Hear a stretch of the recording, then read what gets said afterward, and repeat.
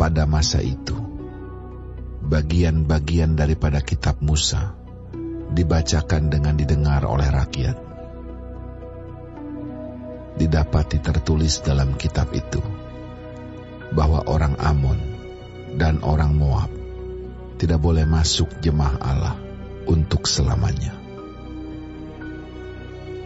karena mereka tidak menyongsong orang Israel dengan roti dan air, malah mengupah Bileam melawan orang Israel supaya dikutukinya. Tetapi Allah kami mengubah kutuk itu menjadi berkat. Ketika mereka mendengar pembacaan Taurat itu, mereka memisahkan semua peranakan dari orang Israel. Tetapi sebelum masa itu, Imam Eliasib yang diangkat untuk mengawasi bilik-bilik rumah Allah kami dan yang mempunyai hubungan erat dengan Tobia, menyediakan sebuah bilik besar bagi Tobia itu. Sebelumnya, orang membawa ke bilik itu korban sajian, kemenyan, perkakas-perkakas, dan persembahan persepuluhan daripada gandum, anggur, dan minyak yang menjadi hak orang-orang Lewi, para penyanyi, dan para penunggu pintu gerbang, dan persembahan khusus bagi para imam.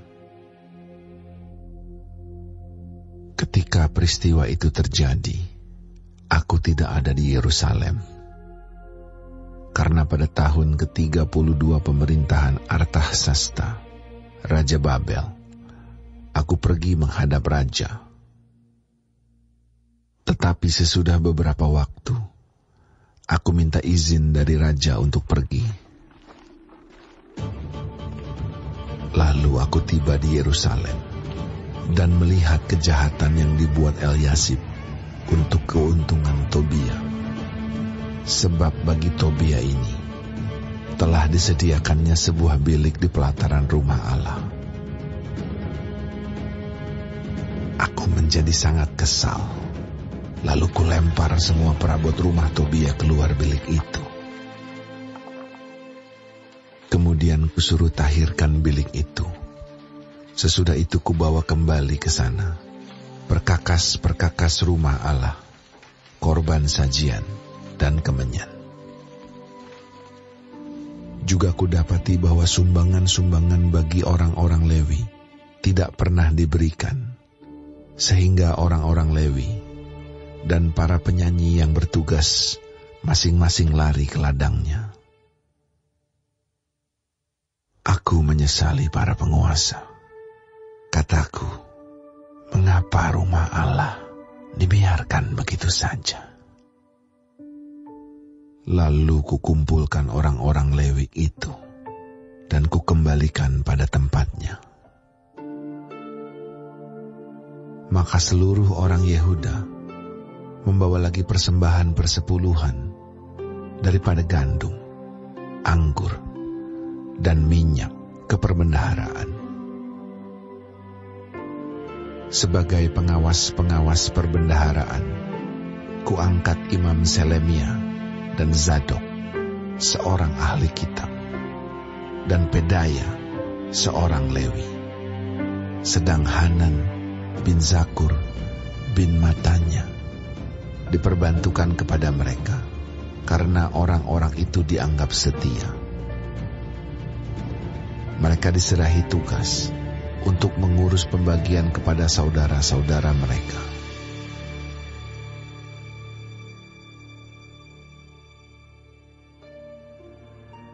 Ya Allahku, ingatlah kepadaku karena hal itu, dan janganlah hapuskan segala perbuatan bakti yang telah kulakukan terhadap rumah Allahku dan segala pelayanan di dalamnya. Pada masa itu, kulihat di Yehuda, orang-orang mengirik, memeras anggur pada hari Sabat. Pula orang-orang yang membawa berkas-berkas gandum dan memuatnya di atas keledai, juga anggur, buah anggur, dan buah ara, dan pelbagai muatan yang mereka bawa ke Yerusalem pada hari Sabat. Aku memperingatkan mereka ketika mereka menjual bahan-bahan makanan. Juga orang Tirus yang tinggal di situ membawa ikan dan pelbagai barang dagangan dan menjual itu kepada orang-orang Yehuda pada hari Sabat, bahkan di Yerusalem. Lalu aku menyesali pemuka-pemuka orang Yehuda. Kataku kepada mereka, kejahatan apa yang kamu lakukan ini dengan melanggar kekudusan hari Sabat? Bukankah nenek moyangmu telah berbuat demikian, sehingga Allah kita mendatangkan seluruh malapetaka ini atas kita dan atas kota ini? Apakah kamu bermaksud memperbesar murka yang menimpa Israel dengan melanggar kekudusan hari Sabat? Kalau sudah remang-remang di pintu gerbang Yerusalem menjelang hari Sabat, kusuruh tutup pintu-pintu dan kuperintahkan supaya jangan dibuka sampai lewat hari Sabat. Dan aku tempatkan beberapa orang dari anak buahku di pintu-pintu gerbang supaya tidak ada muatan yang masuk pada hari Sabat. Tetapi orang-orang yang berdagang dan berjualan rupa-rupa barang itu kemudian bermalam juga di luar tembok Yerusalem 1-2 kali. Lalu aku memperingatkan mereka. Kataku, mengapa kamu bermalam di depan tembok? Kalau kamu berbuat itu sekali lagi, akan kukenakan tanganku kepadamu. Sejak waktu itu, mereka tidak datang lagi pada hari Sabat. Juga aku suruh orang-orang Lewi mentahirkan dirinya dan datang menjaga pintu-pintu gerbang untuk menguduskan hari Sabat. Ya Allahku, ingatlah kepadaku juga karena hal itu, dan sayangilah aku menurut kasih setiamu yang besar. Pada masa itu juga, kulihat bahwa beberapa orang Yahudi memperistri perempuan-perempuan Asdod, perempuan-perempuan Amon, atau perempuan-perempuan Moab. Sebagian dari anak-anak mereka berbicara bahasa Asdod atau bahasa bangsa lain itu dan tidak tahu berbicara bahasa Yahudi. Aku menyesali mereka, kukutuki mereka, dan beberapa orang di antara mereka kupukuli, dan kucabut rambutnya, dan kusuruh mereka bersumpah demi Allah.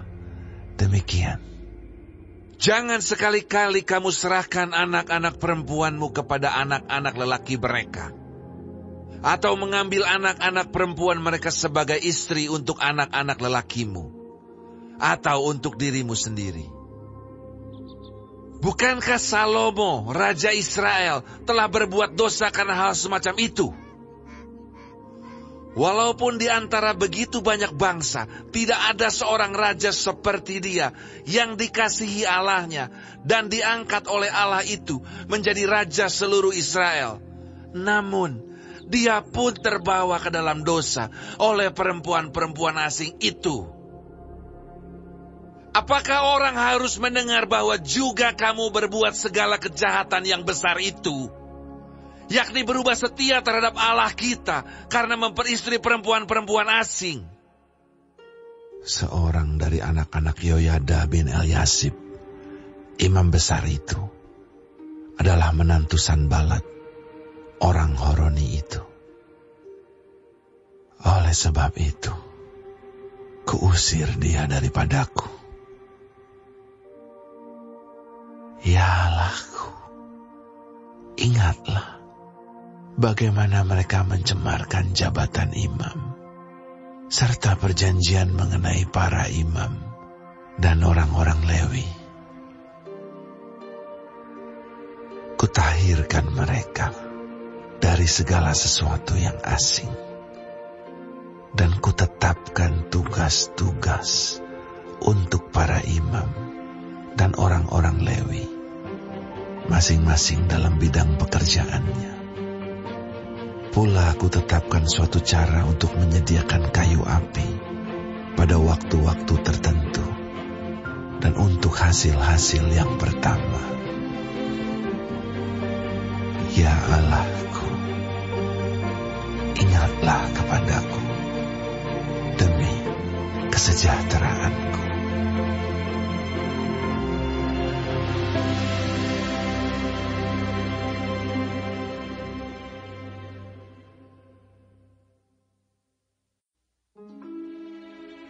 Nyanyian ziarah.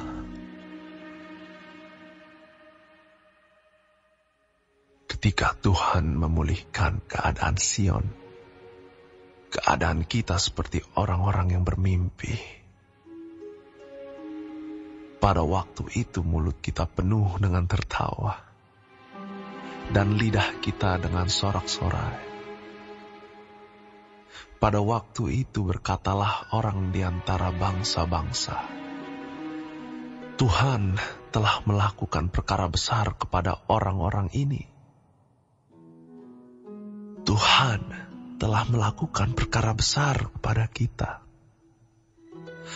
Maka kita bersuka cita. Pulihkanlah keadaan kami, ya Tuhan, seperti memulihkan batang air kering di tanah Negev.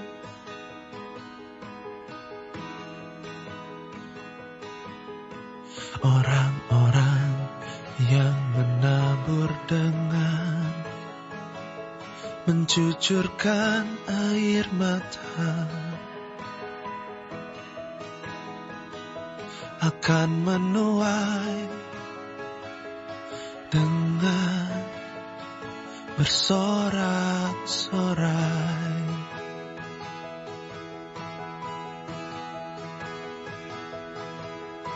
Orang yang berjalan maju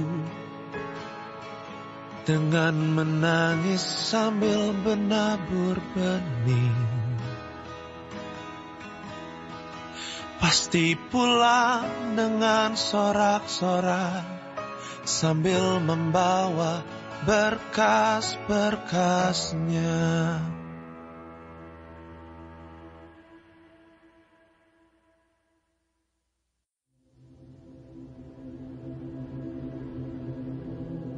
Perkataan Agur bin Yake dari Masa. Tutur kata orang itu, Aku berlelah-lelah, ya Allah. Aku berlelah-lelah sampai habis tenagaku. Sebab aku ini lebih bodoh daripada orang lain. Pengertian manusia tidak ada padaku. Juga tidak kupelajari hikmat, sehingga tidak dapat kukenal yang Maha Kudus. Siapakah yang naik ke sorga lalu turun? Siapakah yang telah mengumpulkan angin dalam genggamnya? Siapakah yang telah membungkus air dengan kain? Siapakah yang telah menetapkan segala ujung bumi? Siapa namanya dan siapa nama anaknya? Engkau tentu tahu. Semua firman Allah adalah murni. Ia adalah perisai bagi orang-orang yang berlindung padanya. Jangan menambahi firman-Nya, supaya engkau tidak ditegurnya dan dianggap pendusta. Dua hal aku mohon kepadamu. Jangan itu kau tolak sebelum aku mati. Yakni, jauhkanlah daripadaku kecurangan dan kebohongan. Jangan berikan kepadaku kemiskinan atau kekayaan. Biarkanlah aku menikmati makanan yang menjadi bagianku. Supaya kalau aku kenyang, aku tidak menyangkalmu dan berkata, siapa Tuhan itu? Atau kalau aku miskin, aku mencuri dan mencemarkan nama Allahku. Jangan mencerca seorang hamba pada tuannya, supaya jangan ia mengutuki engkau, dan engkau harus menanggung kesalahan itu. Ada keturunan yang mengutuki ayahnya, dan tidak memberkati ibunya. Ada keturunan yang menganggap dirinya tahir, tetapi belum dibasuh dari kotorannya sendiri. Ada keturunan yang berpandangan angkuh, yang terangkat kelopak matanya. Ada keturunan yang giginya adalah pedang, yang gigi geliginya adalah pisau, untuk memakan habis dari bumi orang-orang yang tertindas, orang-orang yang miskin di antara manusia. Si lintah mempunyai 2 anak perempuan, untukku dan untukku. Ada 3 hal yang tak akan kenyang. Ada 4 hal yang tak pernah berkata, cukup. Dunia orang mati, dan rahim yang mandul, dan bumi yang tidak pernah puas dengan air, dan api yang tidak pernah berkata, cukup. Mata yang mengolok-olok ayah, dan enggan mendengarkan ibu akan dipatuk gagak lembah, dan dimakan anak Raja Wali. Ada 3 hal yang mengherankan aku. Bahkan ada 4 hal yang tidak ku mengerti. Jalan Raja Wali di udara, jalan ular di atas cadas, jalan kapal di tengah-tengah laut, dan jalan seorang laki-laki dengan seorang gadis. Inilah jalan perempuan yang berzinah. Ia makan, lalu menyeka mulutnya, dan berkata, aku tidak berbuat jahat. Karena 3 hal bumi gemetar. Bahkan karena 4 hal ia tidak dapat tahan. Karena seorang hamba, kalau ia menjadi raja. Karena seorang bebal, kalau ia kekenyangan makan. Karena seorang wanita yang tidak disukai orang, kalau ia mendapat suami.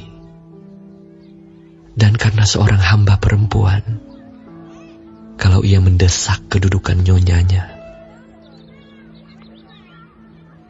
Ada 4 binatang yang terkecil di bumi, tetapi yang sangat cekatan. Semut, bangsa yang tidak kuat, tetapi yang menyediakan makanannya di musim panas.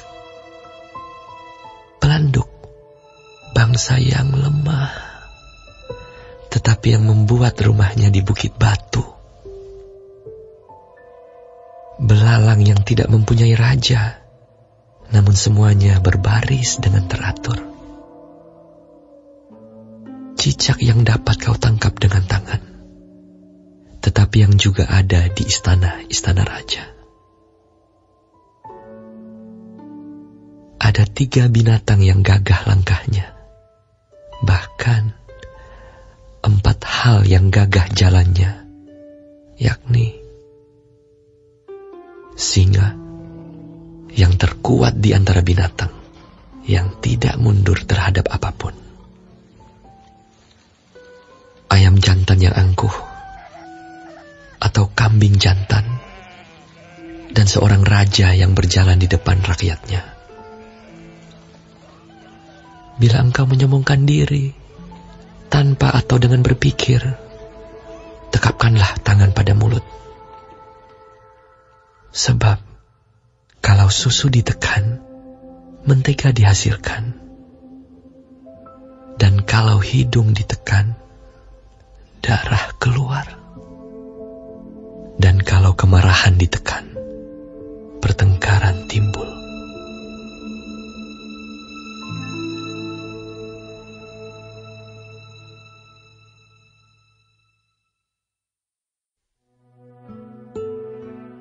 Pada waktu itu, datanglah murid-murid itu kepada Yesus dan bertanya, "Siapakah yang terbesar dalam kerajaan sorga?"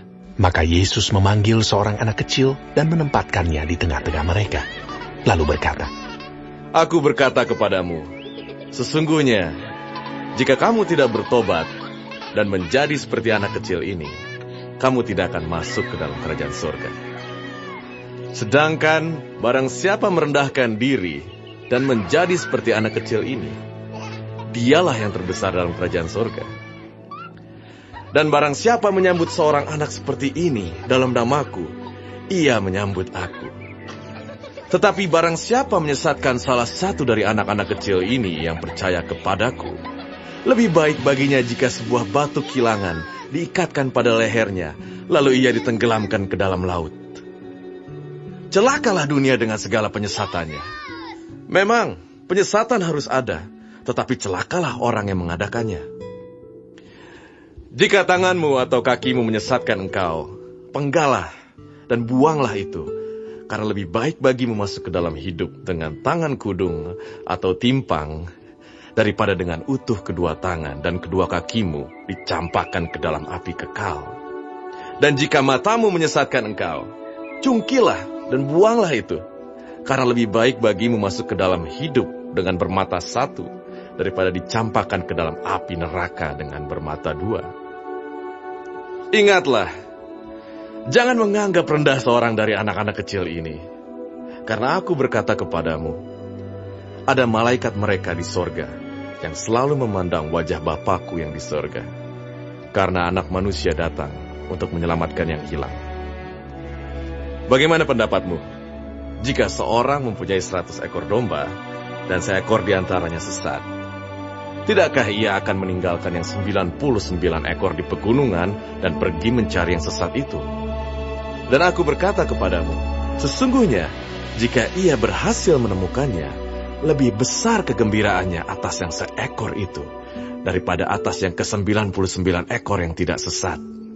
Demikian juga Bapamu yang di sorga, tidak menghendaki supaya seorang pun dari anak-anak ini hilang. Apabila saudaramu berbuat dosa, tegurlah dia di bawah 4 mata.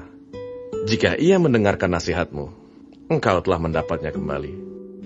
Jika ia tidak mendengarkan engkau, bawalah seorang atau 2 orang lagi, supaya atas keterangan 2 atau 3 orang saksi, perkara itu tidak disangsikan. Jika ia tidak mau mendengarkan mereka, sampaikanlah soalnya kepada jemaat. Dan jika ia tidak mau juga mendengarkan jemaat, pandanglah dia sebagai seorang yang tidak mengenal Allah, atau seorang pemungut cukai. Aku berkata kepadamu, sesungguhnya apa yang kamu ikat di dunia ini akan terikat di surga, dan apa yang kamu lepaskan di dunia ini akan terlepas di surga. Dan lagi aku berkata kepadamu, jika 2 orang daripadamu di dunia ini sepakat meminta apapun juga, permintaan mereka itu akan dikabulkan oleh Bapakku yang di sorga. Sebab di mana 2 atau 3 orang berkumpul dalam namaku, di situ aku ada di tengah-tengah mereka. Kemudian datanglah Petrus dan berkata kepada Yesus, "Tuhan, sampai berapa kali aku harus mengampuni saudaraku jika ia berbuat dosa terhadap aku? Sampai 7 kali?" Yesus berkata kepadanya, Bukan, aku berkata kepadamu, bukan sampai 7 kali, melainkan sampai 70 kali 7 kali. Sebab hal kerajaan surga seumpama seorang raja yang hendak mengadakan perhitungan dengan hamba-hambanya. Setelah ia mulai mengadakan perhitungan itu, dihadapkanlah kepadanya seorang yang berhutang 10.000 talenta. Tetapi karena orang itu tidak mampu melunaskan hutangnya, raja itu memerintahkan supaya ia dijual beserta anak istrinya dan segala miliknya untuk membayar hutangnya. Maka sujudlah hamba itu menyembah dia. Katanya, "Sabarlah dahulu, segala hutangku akan kulunaskan." Lalu tergeraklah hati raja itu oleh belas kasihan akan hamba itu, sehingga ia membebaskannya dan menghapuskan hutangnya. Tetapi ketika hamba itu keluar, ia bertemu dengan seorang hamba lain yang berhutang 100 dinar kepadanya. Ia menangkap dan mencekik kawannya itu. Katanya, "Bayar hutangmu." Maka sujudlah kawannya itu dan memohon kepadanya, "Sabarlah dahulu, hutangku itu akan kulunaskan." Tetapi ia menolak dan menyerahkan kawannya itu ke dalam penjara sampai dilunaskannya hutangnya. Melihat itu, kawan-kawannya yang lain sangat sedih, lalu menyampaikan segala yang terjadi kepada tuan mereka. Raja itu menyuruh memanggil orang itu dan berkata kepadanya, "Hai hamba yang jahat, seluruh hutangmu telah kuhapuskan karena engkau memohonkannya kepadaku.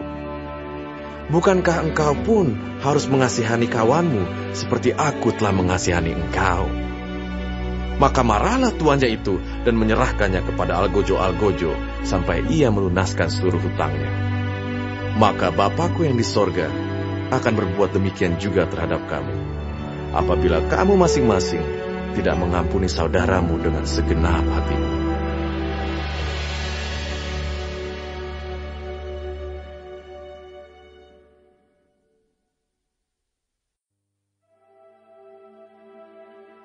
Sebab itu, aku menasihatkan kamu.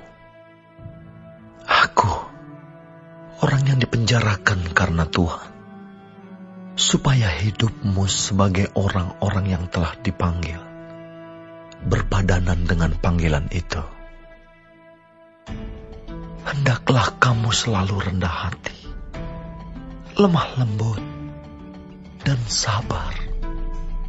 Tunjukkanlah kasihmu dalam hal saling membantu. Dan berusahalah memelihara kesatuan roh oleh ikatan damai sejahtera. Satu tubuh dan satu roh, sebagaimana kamu telah dipanggil kepada satu pengharapan yang terkandung dalam panggilanmu. Satu Tuhan, satu iman, satu baptisan, satu Allah, dan Bapa dari semua Allah, yang di atas semua, dan oleh semua, dan di dalam semua. Tetapi kepada kita masing-masing telah dianugerahkan kasih karunia menurut ukuran pemberian Kristus. Itulah sebabnya kata Nas, tatkala ia naik ke tempat tinggi, ia membawa tawanan-tawanan. Ia memberikan pemberian-pemberian kepada manusia. Bukankah ia telah naik? Berarti bahwa ia juga telah turun ke bagian bumi yang paling bawah. Ia yang telah turun, ia juga yang telah naik jauh lebih tinggi daripada semua langit, untuk memenuhkan segala sesuatu. Dan ialah yang memberikan baik rasul-rasul maupun nabi-nabi, baik pemberita-pemberita Injil maupun gembala-gembala dan pengajar-pengajar, untuk memperlengkapi orang-orang kudus bagi pekerjaan pelayanan, bagi pembangunan tubuh Kristus, sampai kita semua telah mencapai kesatuan iman dan pengetahuan yang benar tentang Anak Allah, kedewasaan penuh, dan tingkat pertumbuhan yang sesuai dengan kepenuhan Kristus. Sehingga kita bukan lagi anak-anak yang diombang-ambingkan oleh rupa-rupa angin pengajaran, oleh permainan palsu manusia dalam kelicikan mereka yang menyesatkan. Tetapi dengan teguh berpegang kepada kebenaran di dalam kasih, kita bertumbuh di dalam segala hal ke arah Dia, Kristus yang adalah kepala, daripadanyalah seluruh tubuh yang rapih tersusun dan diikat menjadi satu oleh pelayanan semua bagiannya, sesuai dengan kadar pekerjaan tiap-tiap anggota, menerima pertumbuhannya dan membangun dirinya dalam kasih. Sebab itu kukatakan dan kutegaskan ini kepadamu di dalam Tuhan. Jangan hidup lagi sama seperti orang-orang yang tidak mengenal Allah, dengan pikirannya yang sia-sia dan pengertiannya yang gelap, jauh dari hidup persekutuan dengan Allah, karena kebodohan yang ada di dalam mereka dan karena kedegilan hati mereka. Perasaan mereka telah tumpul, sehingga mereka menyerahkan diri kepada hawa nafsu dan mengerjakan dengan serakah segala macam kecemaran. Tetapi kamu bukan demikian. Kamu telah belajar mengenal Kristus,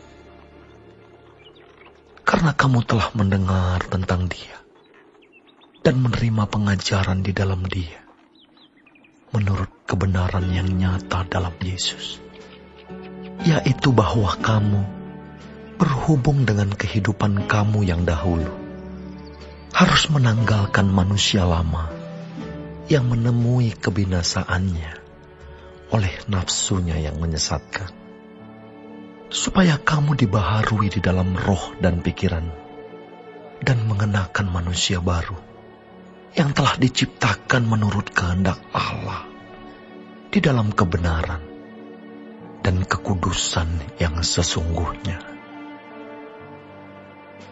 Karena itu, buanglah dusta dan berkatalah benar seorang kepada yang lain, karena kita adalah sesama anggota. Apabila kamu menjadi marah, janganlah kamu berbuat dosa. Janganlah matahari terbenam sebelum padam amarahmu, dan janganlah beri kesempatan kepada iblis. Orang yang mencuri, janganlah ia mencuri lagi, tetapi baiklah ia bekerja keras dan melakukan pekerjaan yang baik dengan tangannya sendiri, supaya ia dapat membagikan sesuatu kepada orang yang berkekurangan. Janganlah ada perkataan kotor keluar dari mulutmu, tetapi pakailah perkataan yang baik untuk membangun, di mana perlu, supaya mereka yang mendengarnya beroleh kasih karunia. Dan janganlah kamu mendukakan Roh Kudus Allah, yang telah memeteraikan kamu menjelang hari penyelamatan. Segala kepahitan, kegeraman, kemarahan, pertikaian, dan fitnah hendaklah dibuang dari antara kamu. Demikian pula segala kejahatan. Tetapi hendaklah kamu ramah seorang terhadap yang lain, penuh kasih mesra, dan saling mengampuni, sebagaimana Allah di dalam Kristus telah mengampuni kamu.